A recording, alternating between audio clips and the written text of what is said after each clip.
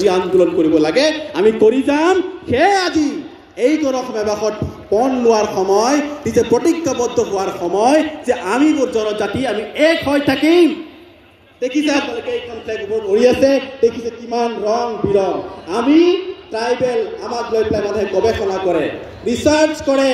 আমাক কেতিয়াবা এনেকুৱা হয় যে আমাৰ সংস্কৃতিক লৈ তেওঁলোক তৎপৰ, কিন্তু আমাৰ উন্নতি, আমাৰ উন্নয়ন, আমাৰ অধিকাৰ লৈ তেওঁলোক চিন্তিত নহয়। সেয়ে ট্ৰাইবেল জাগিবৰ হ'ল, যিসকল শ্ৰদ্ধাৰ ব্যক্তি আমি শ্ৰদ্ধাঞ্জলি জ্ঞাপন কৰিছোঁ, সেইসকলৰ বাটে, সেই সংগ্ৰামৰ পথেৰে বাট বুলি আমাৰ নাগৰিক সুৰক্ষা সকলো আছে কাৰণে সুৰক্ষিত কৰি দায়বদ্ধ।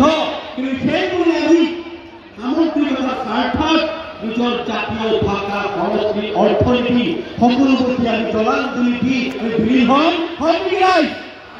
আমি নহওঁ। সেইকাৰণে বেলেগ হৈ থাকিম, আমি হৈ থাকিম।